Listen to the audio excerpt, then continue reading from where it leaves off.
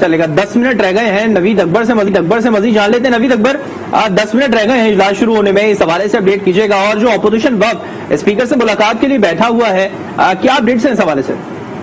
جی بالکل, اجلاس دوبارہ شروع ہونے میں تقریباً 10 منٹ کا ٹائم ہے, اور اسپیکر جو ہے اس وقت چوتھے فلور پر جو ہے پارلیمنٹ ہاؤس کے جو صدارتی چیمبر ہے وہاں پر موجود ہے, اور وہاں پہ ایک ملاقات ہو رہی ہے جس میں بلاول بھٹو زرداری, مولانا حسن محمود, رانا ثناء اللہ, یاس صادق اور نوید قمر اپوزیشن کی طرف سے موجود ہیں, جبکہ حکومتی رکن شاہ محمود قریشی اور احمد ڈوگر بھی موجود ہے.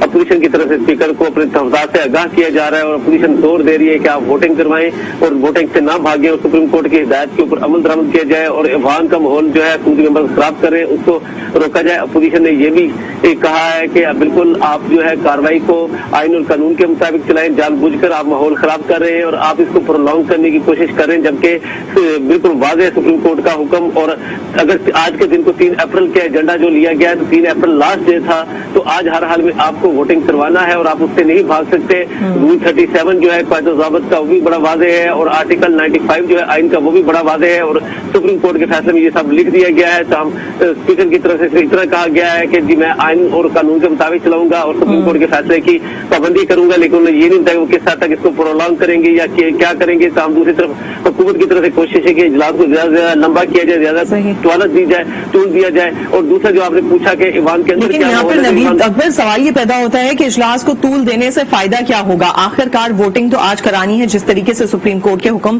آ چکا ہے. تو اس پوری سچویشن پہ جو آپ نے بتایا کہ اسپیکر کے چیمبر میں ابھی بھی اپوزیشن کے جو لیڈران ہیں وہ موجود ہیں, تو وہاں پر جو بات ہو رہی ہے اس کے حوالے سے کچھ پتہ چل سکا ہے؟ جی میں نے بات چیت کر آپ کو پہلے بتا دیا کہ وہاں پہ اپوزیشن نے اپنے جو تحفظات ہیں ان کا اظہار کیا ہے اور زور دیا ہے کہ اسپیکر جو ہے اس کے اوپر عمل درآمد کرے, اور اسپیکر کی طرف سے کہا گیا کہ میں عمل درآمد کروں گا, لیکن وہ یہ نہیں کہہ رہے, وہ کہہ رہے میں عمل درآمد کروں گا لیکن کس طرح عمل درآمد کرنا ہے یہ میرا اختیار ہے. دوسری طرف جو آپ نے بات کی کہ پرولونگ کرنے کا کیا فائدہ ہوگا, پرولونگ کرنے کا حکومت کا ایک ہی مقصد ہے کہ زیادہ سے زیادہ اپوزیشن بیشنگ کی جائے گی, اور وہ جو لیٹر ہے جس خط کا بار بار ذکر کیا جا رہا ہے اور جس کے بارے میں ہمارے بیرون ملک سفارتکار جو ہے وہ بھی بڑے پریشان ہیں, کیونکہ اس طرح سفارتی کیبل کو کبھی بھی نہیں کیا جاتا, اوپن نہیں کیا جاتا, لیکن اس کو ایک ٹاک آف دا ٹاؤن بنا دیا گیا ہے. پارلیمنٹ میں اس کو اوپر لے آیا گیا ہے, پارلیمنٹ میں لے آیا گیا ہے, قوم کے سامنے لے آیا گیا, تو کافی پریشانی ہے سفارتی حلقوں میں بھی. تو اس خط کے حوالے سے اب حکومت چاہ رہی ہے کہ زیادہ زیادہ ان کے اراکین جو ہیں وہ اس کے بعد تقریر کریں اور زیادہ سے زیادہ اپوزیشن کو غدار کرنے کی کوشش کریں اور اپوزیشن کو سازش میں ملوث ہونے کے لیے تیار ہے. تو صرف پرولونگ کرنے کا مقصد یہی ہے, دوسرا کوئی مقصد نہیں ہے. دوسرا حکومت چاہ رہی ہے کہ زیادہ سے زیادہ اپوزیشن کے صبر کا امتحان لیا جائے, کیونکہ اپوزیشن نے ہی ممبر پورے کرنے, حکومت نے نہیں, اور حکومت کو پتا ہے کہ اپوزیشن اپنے ممبر کو. ٹھیک ہے, تو سیاسی ماحول ہو گیا, اسمبلی کے اندر کا سیاسی ماحول ہوگا. جب ایک خطاب کر رہا ہوتا ہے تو دوسری جانب سے نعرے بازی ہوتی ہے. اب 7-8 منٹ کچھ رہ گئے ہیں, اس کے بعد جب اجلاس شروع ہوگا تو آئی تھنک دوبارہ سے جو ووٹنگ ہے اس کا آغاز کر دیا جائے گا. کیا پروسیجر اپنایا جائے گا؟ کوئی اپڈیٹ آئی ہے اس حوالے سے ووٹنگ کے لیے؟ جی ابھی نہیں لگتا کہ ووٹنگ کروائی جائے گی, تاہم یہ اسپیکر کا فیصلہ ہوگا اسپیکر کس طرح جاتے ہیں. لگ یہی رہا ہے کہ ابھی point of order per speaker چلائیں گے, کیونکہ اگر اسپیکر رول معطل کر کے خط کے اوپر بحث کی اجازت دیتے ہیں تو اس کے لیے ان کو ہاؤس کی سینس لینا پڑے گی, اور ہاؤس کی سینس لینے کے لیے گنتی کروانی ہوتی ہے جو اپوزیشن کے پاس بہت زیادہ موجود ہے, اکثریت میں موجود ہے, اس لیے ہاؤس کی سینس کے ساتھ تو یہ کام نہیں کیا جا سکتا. دوسرا طریقہ اس کا باقی اسپیکر کے پاس بچ جاتا ہے, وہ ایک ہی ہے کہ زیادہ پوائنٹ آف آرڈر کے اوپر چلائے, کیونکہ اسپیکر جو ہے اس کے اوپر عمل درآمد بھی کر رہے ہیں. پہلے انہوں نے قاعدے کی اصلاح کو پوائنٹ آف آرڈر دیا, اس کے بعد انہوں نے شہباز شریف کے بعد جو ہے شاہ محمود قریشی کو پوائنٹ آف آرڈر دیا, اور شاہ محمود قریشی نے نقطۂ اعتراض پر بہت طویل بات کی, اور جس کے اوپر اپوزیشن کے لیڈر نے کھڑے ہو کے کہنے کی کوشش بھی کی کہ اس کو مؤخر کیا جائے, لیکن ظاہر یہ کہہ رہے ہیں کہ حکومت کے تمام اراکین بولنا چاہ رہے ہیں اور حکومت کی طرف سے کوشش کی جائے کہ اسپیکر کی جانب سے مسلسل یہی ہم دیکھ رہے ہیں پوائنٹ آف آرڈر پہ بات کروائی جا رہی تھی, اور جس طرح شاہ محمود قریشی بھی بات کر رہے تھے, اس سے پہلے شہباز شریف نے بھی بات کی, اور اپوزیشن نے شاہ محمود قریشی کی ہی تقریر کے دوران, طارق چودھری آپ کی جانب آئیں گے, اسی دوران نعرے بازی بھی شروع کر دی, اور انہوں نے یہی کہا کہ اس کو اب معطل کیا جائے اور ووٹنگ کی طرف آیا جائے, لیکن اس کے بعد جو اجلاس ہے اس میں وقفہ لے لیا گیا. طارق صاحب, جو صورتحال ہمارے سامنے ہے, کل دیکھا ہم نے وزیر اعظم عمران خان کی جانب سے اپنے جو انہوں نے خطاب کیا اس میں کہا کہ ہم وہ تمام چیزیں سامنے نہیں لا سکتے کیونکہ یہ تمام چیزیں بہت زیادہ سیکرٹ ہوتی ہیں. اس سے پہلے فواد چودھری کابینہ کے اجلاس کے بعد یہ کہہ رہے تھے کہ ہم وہ لیٹر اور مزید شواہد جو ہیں وہ آج کے دن, یعنی کہ آج جب اجلاس ہونا ہے تو وہ رکھیں گے سامنے, اور اس کے بعد ہم دیکھیں گے کہ جتنے بھی لوگ موجود ہیں ہمارے بھی منحرف اراکین وہ کیا فیصلہ کرتے ہیں. تو مطلب اب یہاں پر کیا پلان کیا جا رہا ہے؟ देखिए, एक तो बात यह है कि अब कौन सी ऐसी बात रह गई है जो सामने नहीं आई। उस खत को भी जिक्र किया जा चुका, उसमें जो एनालिसिस उसका जिक्र भी किया जा चुका, और जो मुबैना धमकी है वो भी बयान की जा चुकी। ये भी कहा जा चुका कि ये रजीम चेंज करने की साजिश है। उस मुल्क का नाम ले लिया गया, उस मुल्क के उस मुतल्लिका एहलकार का नाम ले लिया गया, हमारे सफीर का नाम सामने आ गया। तो अब उसमें कौन सी छुपी हुई बात सामने आ गई है? यानी हुकूमत जो है उस पर बात भी कर रही है और साथ साथ ये भी कह रही है कि उस पर बात नहीं करना चाहते। इसकी हसासियत बहुत ज्यादा है। आज बिल्कुल वाज़ेह अब तो हो गया है कि स्ट्रेटजी क्या है। चूंकि अगर अवान में कोई मामला जो है चलता हुआ मामला रोक कर किसी दूसरे मामले को ज़ेरे बहस लाना हो तो उसके लिए रूल सस्पेंड करने पड़ते हैं और उसके लिए वोटिंग होती है। तो इस वक्त अपोजिशन की तादाद इससे ज़्यादा है कि हुकूमत अपना कोई एजेंडा अगर उसको सस्पेंड भी करना चाहती है तो वो नहीं कर पाएगी। तो लिहाजा उनकी स्ट्रेटजी ये है कि पॉइंट ऑफ ऑर्डर पर बार बार इस खत के मामले पर और इधर उधर की बातों पर, गैर मुतल्लिका बातों पर तवील तकरीरें की जाएं। और तवील तकरीरों का दो फायदे हो सकते हैं, दो उसके नतीजे हो सकते हैं। एक तो यह है कि इस दौरान किसी वजह से कोई ऐसा इश्तिहाल फैले, कोई ऐसी हंगामा राई हो, कोई ऐसी तूफकार हो, कोई ऐसा सब्र का पैमाना जो है अपोजिशन के अरकान का लबैज़ हो जाए और हंगामा हो, तो उसके नतीजे में एक मफरूज़ा मैं दे रहा हूँ कि उसके नतीजे में कुछ अरकान जो है अपोजिशन के, उनकी रुकनीयत जो है आर्जी तौर पर सस्पेंड हो जाए। आपको पता है कि जब भी कभी कोई हंगामा वगैरह हो जाता है तो स्पीकर साहब के पास इख्तियार होता है कि कुछ अरकान की वो आर्जी तौर पर 1 दिन के लिए, 2 दिन के लिए, हफ्ते के लिए या उससे भी ज्यादा वक्त के लिए मेंबरशिप उसकी सस्पेंड हो जाती है। वो कैसे बहाल होगी फिर ये बात की बात है। और अगर चंद एक अरकान की ये इस तरह हो जाए तो फिर वक्ती तौर पर रिलीफ मिल सकती है कि अपोजिशन के अरकान जो है 172 जो है पूरे ना हो। दूसरा ये है कि मामला तूल जो है उसको देते रहें, तकरीर करते रहें और इस दौरान कोई आईनी और कानूनी तरीकाकार तलाश किया जाए जिसके तहत जो है इसको मजीद तूल दिया जाए। तीसरी अहम बात यह है कि ज़हनी तौर पर प्राइम मिनिस्टर साहब और उनकी पार्टी जो है इस बात को तस्लीम कर चुकी है कि अब उनके पास वो स्ट्रेंथ नहीं है। इसका सबूत, इसकी मिसाल मैं ये दूंगा कि प्राइम मिनिस्टर ने कल रात जब कौम से खिताब किया तो उन्होंने कहा कि इतवार की रात जो है वो तमाम उनके जो फॉलोअर्स हैं, बल्कि सारी कौम वो तो समझते हैं कि उनके साथ है, वो इशा की नमाज के बाद मैदान में बाहर आए और एहतजाज करे।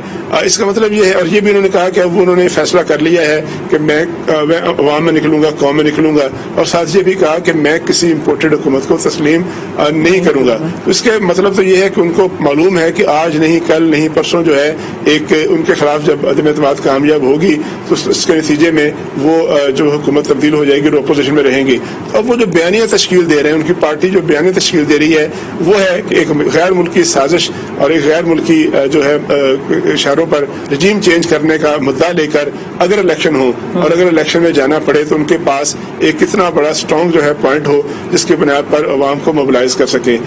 उनको चूंकि मालूम है कि महंगाई के मामले पे उनकी परफॉर्मेंस अच्छी नहीं थी, उनको मालूम है कि इस मुल्क में 12,000 की बोरी जो है खाद की बिकती रही है, LNG का क्राइसिस रहा है, अभी भी है, चीनी की कीमतें 50-55 से लेकर 120 तक गई हैं। खाद के मामले पर जो कुछ हुआ, चीनी के मामले पर जो कुछ हुआ, आटे के मामले पर जिस तरह से मामला चलते रहे, इसके अलावा ये जो फर्टिलाइजर का मामला था, बेरोजगारी है और बहुत से इशू हैं जिन पर हुकूमत के पास कोई जवाब नहीं था सिवाय इस बात के कि महंगाई जो है बैन अवी इशू है।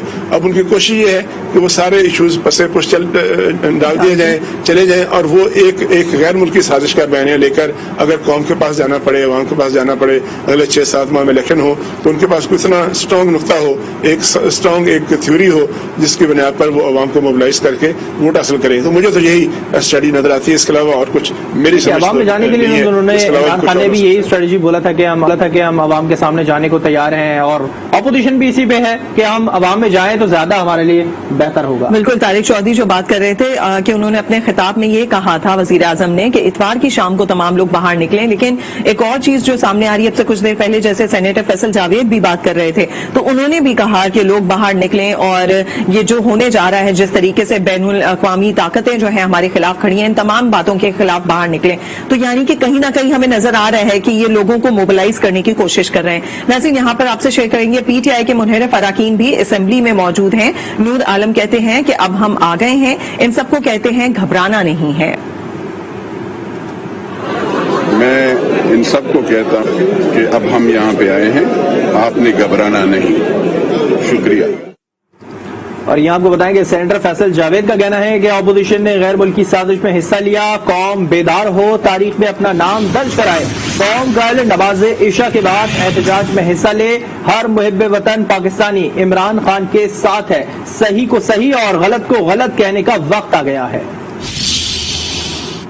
جس طرح سے یہ قوم کھڑی ہو گئی ہے اپنے لیڈر عمران خان کے ساتھ، یہی فتح ہے، سب سے بڑی فتح تو یہ ہے، کیونکہ تاریخ میں لکھا جائے گا کہ آپ کہاں کھڑے تھے، کیا آپ تاریخ کی صحیح سائٹ پہ کھڑے تھے یا آپ غلط سائٹ پہ کھڑے تھے۔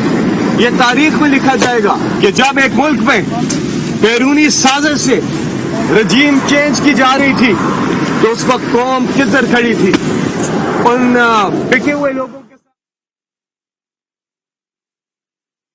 سوداگر کے ساتھ کھڑی تھی یا قوم حق کے ساتھ کھڑی تھی۔ کل اتوار کو نماز عشاء کے بعد سب نے اپنے اپنے جہاں پہ آپ ہیں باہر نکلنا ہے اور زبردست احتجاج کرنا ہے۔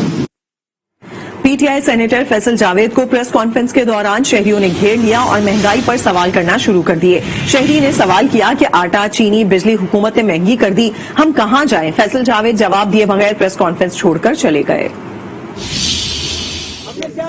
میں آپ کو ایک بات بتاؤں، عمران خان نے ہر چیز کی عمران خان صاحب جواب دے۔ عمران خان کو یہ عدالت دے کر کے ان کا احتساب کیا، احتساب کروایا۔ عمران خان نے بھرپور جواب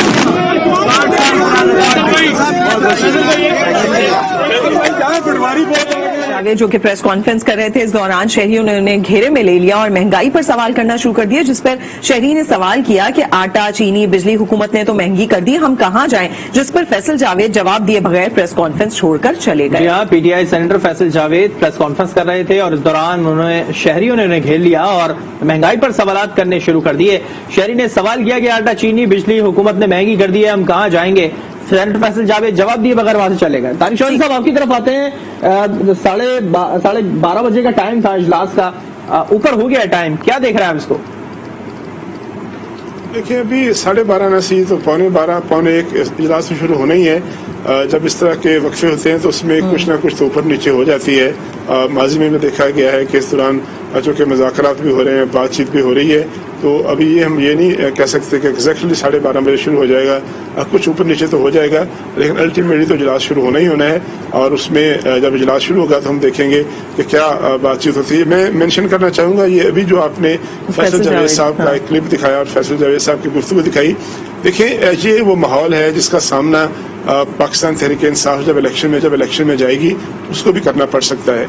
2018 کا الیکشن جو تھا اس کا ماحول کچھ اور تھا، اب 2022 میں یا 2023 میں جب الیکشن ہوگا تو اس کا ماحول کچھ اور ہوگا۔ 2018 میں پاکستان تحریک انصاف ایک اپوزیشن جماعت تھی، اس نے پورا 4-5 سال ایک بیانیہ لے کر چلی، اس نے دھرنے دیے، اس نے موبلائزیشن کی، اس نے جو ہے لوگوں سے رابطہ کیا اور ایک بڑی سخت جو ہے احتجاجی تحریک چلائی۔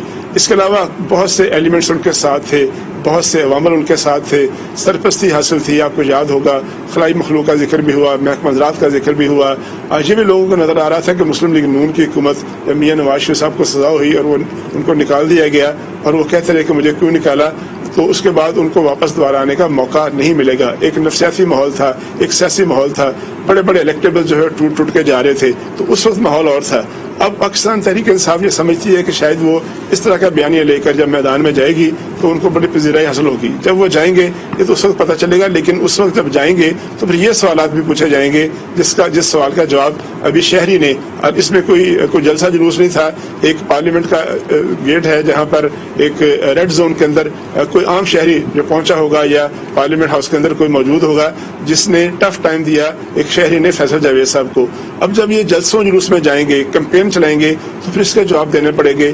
5 سال، 3.5 پونے 4 سال کی پرفارمنس کا جواب دینا پڑے گا۔ 10 سال ہو گئے ہیں خیبر پختونخوا میں حکومت کرتے ہوئے، اس کا جواب دینا پڑے گا۔ پنجاب میں ان کی حکومت ہے، آج بھی اس وقت بھی پنجاب میں جو وزیر اعلیٰ ہے ان کا ہے، حکومت ان کی ہے۔ تو جو ساری جو گورننس تھی، جو گورننس کے ایشوز تھے، جو بجلی کے قیمتوں میں اتنا اضافہ ہو گیا ہے، پٹرول کی قیمت جو ہے وہ 100 روپے کی تھی تو آج وہ 150 روپے کے قریب پہنچی ہوئی ہے۔ کھاد کی بوری 12,000 میں بکتی رہی ہے, جو دیگر گیس کی قیمتیں ہیں, LNG کی قیمتیں ہیں, اشیاء خوردنوش کی قیمتیں ہیں, تو اس کا جواب اس طرح دینا پڑے گا. اس سے پہلے اپوزیشن میں تھی تو اس سے پہلے ان کو جواب دہی نہیں کرنی پڑی تھی. اچھا طارق صاحب, جس طریقے سے آپ بات کر رہے ہیں, آپ نے پوری پرفارمنس کا احاطہ کیا جو کہ ہم نے دیکھا تحریک انصاف کی پچھلے تقریباً 4.25 سال میں, تو اس پورے کے بعد جو اب ہم دیکھ رہے ہیں بیانیہ بنایا جا رہا ہے تحریک انصاف کی جانب سے, آپ کو کیا لگتا ہے منشور میں لاسٹ ٹائم جتنی چیزیں تھیں ان کو پورا نہیں کیا گیا اور اب ایک نئے اعلامیہ کے ساتھ تحریک انصاف سامنے آئے گی, تو یہ زیادہ طاقتور ہو پائے گا ان کا اعلامیہ؟ دیکھیں, پاکستان میں ماضی میں اینٹی امریکہ اور غیر ملکی طاقتوں کا اور سامراجی ایشوز کا اور بڑے بڑے ہم نے دیکھا ہے چیزوں کو لے کے آئے ہیں, ان کو بہت زیادہ پذیرائی کبھی نہیں ملی. پاکستان کی سیاست میں سب سے زیادہ اینٹی امریکن سلوگنز جو تھے وہ جماعت اسلامی لگایا کرتی تھی. آپ سب نے مطالعہ بھی کیا ہوگا, دیکھا بھی ہوگا.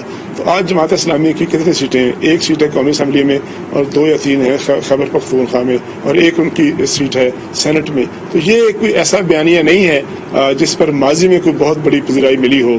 کسی سیاسی جماعت کو وقتی طور پر اور جزوی طور پر کامیابی ضرور مل جاتی ہے. ماضی میں تو ایسا ہوا. آنے والے دنوں میں کیا ہوگا یہ اس وقت پتہ چلے گا جب پاکستان تحریک انصاف اس سنگل پوائنٹ ایجنڈے کو لے کے آگے بڑھے گی اور اس پہ الیکشن جیتنے کی کوشش کرے گی. چونکہ پرفارمنس کے حوالے سے تو بتانے کے لیے ان کے پاس کچھ نہیں ہے. 1 کروڑ نوکریوں کی بات کی گئی, وہ 1 کروڑ نوکریاں کہاں ہیں؟ 50 لاکھ گھروں کی تعمیر کی بات کی گئی, وہ آپ کے سامنے ہے. 100 دن میں مہنگائی ختم کرنے کی بات کی گئی تھی, تو پھر بعد میں اس سے بھی یو ٹرن لے لیا گیا. پھر احتساب کا جو نعرہ تھا جس پہ پاکستان تحریک انصاف کہتی تھی کہ ہمارا سب سے بڑا ہال مارک ہے, ہماری سب سے بڑی جو ہے وہ مین ہماری اسٹریٹجی ہے, اس احتساب کا جو نتیجہ نکلا, جس طرح سے احتساب مذاق بنا, جس طرح سے چیزیں سامنے آتی گئیں, جس طرح سے آج تک 1 روپیہ بھی جو ہے برآمد نہیں ہو سکا, جس طرح سے جو ایسٹ ریکوری اور جو یونٹ تھا اس میں کنٹروورشل چیزیں سامنے آئیں, اور الٹیمیٹلی وہ جو شہزاد اکبر صاحب تھے جو احتساب کے جو مشیر تھے پرائم منسٹر کے, وہ خود استعفیٰ دے کے چلے گئے. جس طرح سے چینی کی رپورٹوں پر آج تک کوئی کارروائی نہیں ہوئی, جس طرح سے جو آٹا کی قیمتیں تھی, آٹا کی ایک کمیٹی بنی تھی, اس کا کوئی نتیجہ سامنے نہیں آیا. ادویات کا ایک بہت بڑا اسکینڈل سامنے آیا, اس پہ پہلے عامر کینی صاحب کو اور اس کے بعد ظفر مرزا صاحب جو تھے وہ بھی استعفیٰ دے کے چلے گئے. لیکن ان سب چیزوں کا آج تک کوئی نتیجہ نہیں نکلا, نہ کسی کی گرفتاری ہوئی, نہ کسی پر کوئی الزام لگا, کسی پہ الزام ثابت ہوا, اور نہ کوئی چیز سامنے آئی. تو یہ جو سلوگن ہے آنے بظاہر تو بہت اس وقت اٹریکٹیو نظر آ رہا ہے پاکستان تحریک انصاف کو. ان کا خیال ہے کہ اس ایک نقطے کی بنیاد پر, اس ایک نقطے کو ایکسپلائٹ کر کے آگے بڑھ سکتے ہیں, الیکشن میں جا سکتے ہیں. لیکن جب وہ میدان میں جائیں گے, جب ہم اور آپ دیکھیں گے, تو جلسوں میں یہ بات کریں گے, پھر پتہ چلے گا کہ کتنی پذیرائی ملتی ہے اس نقطے پر, کتنا رسپانس ملتا ہے, اور اس کی بنیاد پر ان کو کتنے فیصد ووٹ حاصل ہوتے ہیں ماضی کی بنسبت جو ووٹ انہوں نے حاصل کیے تھے. اچھا طارق چودھری صاحب, ایک طرف تو یہ دیکھ رہے ہیں یقین طور پہ جس طرح سے کارکردگی کی بات کری, اس کے لیے پورا فریم ورک اور پارٹی ورک چاہیے ہوتا ہے. اب جس طرح سے پی ٹی آئی میں سے لوگ اتنی تعداد میں منحرف ہو چکے ہیں, پھر خان صاحب کہتے ہیں کہ شکر ہے اللہ کا کہ پی ٹی آئی جو ہے پاک ہو گئی ان غداروں سے, تو آپ کو لگ رہا ہے کہ مزید کوئی نیا چہرہ سامنے آئے گا پی ٹی آئی کے اندر اور پھر وہ کام کرتا ہوا دکھائی دے گا, یا اس کے فیس کے اوپر سیاست ہوگی پی ٹی آئی کی؟ دیکھیں, اس سے پہلے عمران خان صاحب ڈیفینیٹلی ایک پاپولر لیڈر ہیں اور ان کی ذات میں اٹریکشن ہے, اور انہوں نے پاکستان تحریک انصاف والے خود کہتے ہیں کہ پی ٹی آئی صرف اور صرف عمران خان صاحب کا نام ہے, اس کے علاوہ کچھ نہیں ہے. عمران خان صاحب اپنی جو پاپولیرٹی ہے, جو اپنا ان کا کرزما ہے, وہ انہوں نے استعمال کیا اور اس پہ الیکشن جیتا. اب آنے والے دنوں میں یہ کرزما اور یہ کتنا کیش ہوتا ہے یہ آنے والے الیکشن بتائے گا. 2018 کے الیکشن میں بہت بھاری تعداد میں الیکٹیبلز جو تھے انہوں نے پاکستان تحریک انصاف کو جوائن کیا. انہوں نے بہت سے لوگوں نے مرضی سے بھی جوائن کیا, لیکن بہت سے لوگ ایسے بھی تھے جن کو جوائن کرایا گیا. کن قوتوں نے جوائن کرایا اس کے بارے میں بھی کوئی شک نہیں ہے. وہ کون سے حالات تھے کہ مسلم لیگ نون کے کئی ٹکٹ ہولڈر جو تھے انہوں نے اپنی ٹکٹیں واپس کی اور آزاد الیکشن لڑا, اور جیتنے کے بعد وہ پی ٹی آئی میں شامل ہو گئے. اس میں جہانگیر ترین صاحب کی جو دولت تھی, ان کا جو اثر و رسوخ تھا, اس کا بھی بڑا استعمال تھا. کس طرح سے جہاز بھر بھر کے الیکشن سے پہلے اور الیکشن کے بعد لوگ آتے تھے. ان کے پاس پنجاب میں چند ایک بڑے مؤثر لوگ تھے, علیم خان صاحب, جہانگیر ترین صاحب, چودھری سرور صاحب, جنہوں نے بھرپور وسائل جو تھے وہ اپنے اسپیئر کیے, انہوں نے دیے, اور اس کے نتیجے میں پاکستان تحریک انصاف نے بڑی ایک زبردست مہم چلائی. اب اس الیکشن میں جب خود اپنی ذات پر تنہا مسلم لیگ پاکستان تحریک انصاف کے ٹکٹ پر, پاکستان تحریک انصاف کے نظریے پر وہ الیکشن لڑیں گے, اور بہت سے ایسے ایلیمنٹ جن کی سپورٹ ان کو حاصل تھی 2018 میں اگر اب نہیں ہوگی تو پھر اس کے بغیر وہ الیکشن کیسے لڑیں گے. ریسورسز کا جو ہے اتنا استعمال ہوا تھا, वो कैसे आएगा, कहाँ से आएगा। तो ये सारे सवाल होंगे जो पाकिस्तान तहरीक इंसाफ की जो इलेक्शन मुहिम है, इलेक्शन की हुकूमत मिली है, जब वो बनेगी तो फिर सामने आएगी। किस तरह के टिकट होल्डर होंगे, किन लोगों को टिकटें दी जाएंगी, जो लोग छोड़ के जाएंगे वो किन जमातों को ज्वाइन करेंगे और उनकी जगह पर पीटीआई के पास कौन से लोग नए आएंगे। ये सारे ऐसे सवालात हैं जो जिनका जवाब इतना आसान नहीं है। तारिक साहब यहाँ पे एक और चीज ऐड करते चलें, जिस तरीके से हमने पिछले मंशूर में देखा था, और एक पॉइंट जो बहुत ज्यादा अट्रैक्ट, तमाम लोगों को बारी दी जा चुकी है, एक दफा इनको भी आजमा कर देख लें। तो ये 4 साल जो हैं ये काफी होंगे आवाम के लिए कि किस तरीके से वो जज करते हैं तहरीक इंसाफ को, लिहाजा कहीं ना कहीं मुश्किलात जरूर नजर आ रही हैं तहरीक इंसाफ के लिए। जी हाँ, इस पे मजीद भी बात करेंगे।